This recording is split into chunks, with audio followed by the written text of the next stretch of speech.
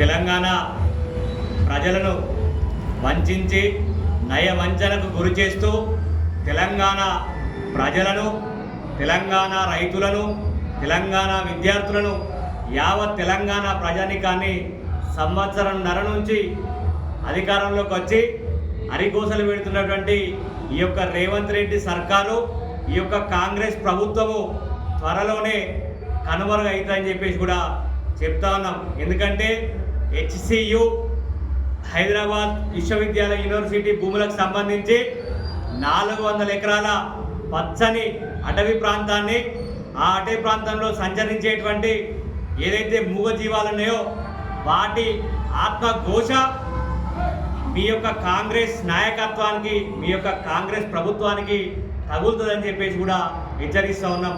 ఈరోజు ఆ మూగజీవాలు, ఆ నెమళ్ళు, వాటి అరుపులు, అడవిలో ఆకలి కేకలు, అరణ్య రోదనలు ఈరోజు సాక్షిగా ఈరోజు అటువంటి 400 ఎకరాల భూమిని, ఈరోజు చెట్లను, పచ్చని పర్యావరణాన్ని నాశనం చేస్తున్న రేవంత్ రెడ్డి అసలు మీరు ఏం చేస్తున్నారో మీకే అర్థమయ్యేటువంటి పరిస్థితిలో లేరని చెప్పేసి కూడా చెప్తా ఉన్నాం.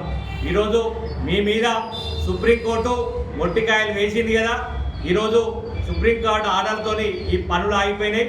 ఈ యొక్క సుప్రీంకోర్టు ఈ యొక్క చెప్పడం వెనుక పూర్తి స్థాయిలో బీఆర్ఎస్ పార్టీ నాయకత్వం, అట్లాగే విద్యార్థుల HCU విద్యార్థుల నాయకత్వం ఉందని చెప్పేసి కూడా తెలియజేస్తున్నాం. వీళ్ళందరి బీఆర్ఎస్ పార్టీ విద్యార్థుల పటిష్ట పోరాట పట్టుదలతోనే ఈరోజు సుప్రీంకోర్టు ఈ యొక్క భూముల మీద స్టే విధించింది.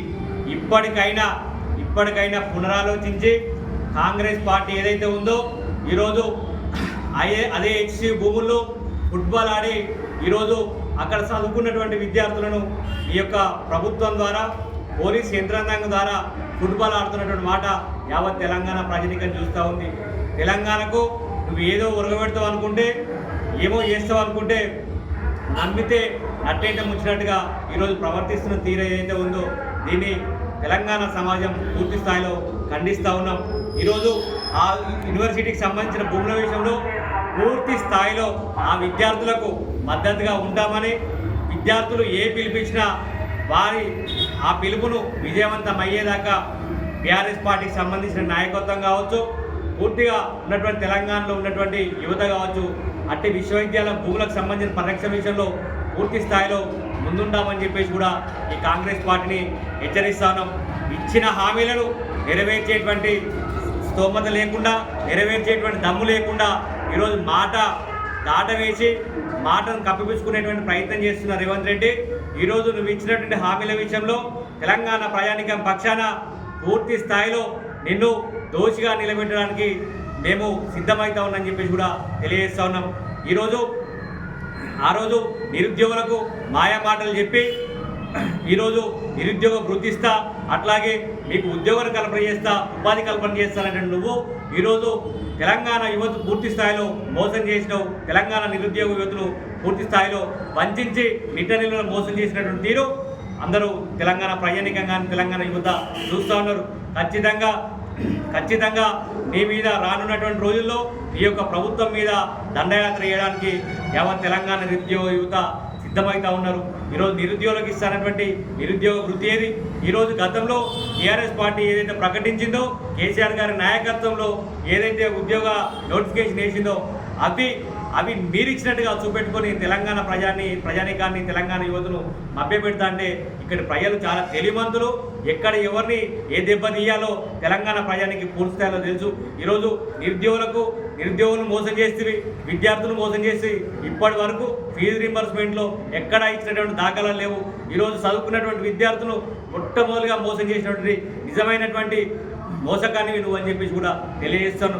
ఇప్పటికైనా కళ్ళు తెరిచి ఈరోజు ఆ HCU భూములకు జోలికి వెళ్లకుండా ఉండాలని చెప్పేసి కోరుతా ఉన్నాం. ఒకవేళ ఇంతమందిని కాదని నేను అందరినీ సాధిస్తా అంటే తెలంగాణ ప్రజానీకం చాలా తెలివైన ప్రజానీకం. నిన్ను ఎక్కడ బొందబెట్టాలి, నీ పార్టీని ఎక్కడ బొందబెట్టాలో ప్రజలు వేచి చూస్తూ ఉన్నారు. ఈరోజు తెలంగాణ ప్రజానీకాన్ని ఈరోజు నిన్ను ఎవ్వరు నమ్మేటువంటి పరిస్థితుల్లో లేరు. ఎందుకంటే నువ్వే ఒక పెద్ద మోసం. ఈరోజు నువ్వు చెప్పిన మాటలు ఒక బోగస్ మాటలు, బోగస్ ప్రచారాలు తప్ప ఈరోజు మీరు తెలంగాణ ప్రజానీకానికి వెలుగబెట్టింది ఏం లేదు. ఇంతసేపు ఉన్నటువంటి రాష్ట్రాన్ని అప్పుల రాష్ట్రంగా మార్చినటువంటి ఘనత నీకే దక్కుతుంది.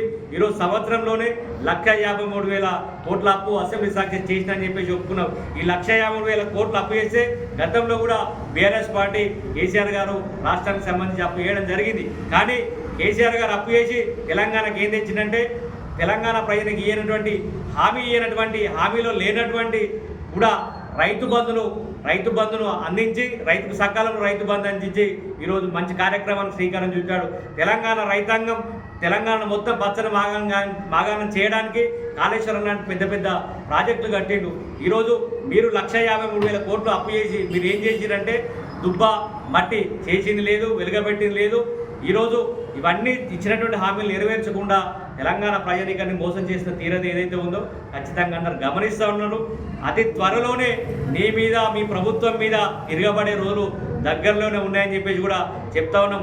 అందరినీ ఒక్కరిని కాదు నిరుద్యోగుల పక్షాన ఖచ్చితంగా తెలంగాణ రాష్ట్ర సమితి కేసీఆర్ నాయకత్వంలో మేము ముందుంటాం. మళ్ళొకసారి హెచ్చరిస్తున్నాం. HCU యూనివర్సిటీ భూముల విషయంలో ప్రభుత్వం వెంటనే వెనక్కి తగ్గాలి. ఆ విద్యార్థి ఆ యూనివర్సిటీ విద్యార్థులకు అండగా పూర్తిగా తెలంగాణ యువత మొత్తం వారి వెంబడ ఉంటుంది. వారు ఏ పిలిపించినా ఖచ్చితంగా ప్రభుత్వానికి వ్యతిరేకంగా భూములు కాపాడే విషయంలో ఎటువంటి పిలిపించినా దగ్గరుండి విజయవంతం చేస్తాం. ఈ రేవంత్ రెడ్డి గారి కాంగ్రెస్ పార్టీ మెడలు వంచి తీర్థమని చెప్పేసి కూడా హెచ్చరిస్తా ఉన్నాం.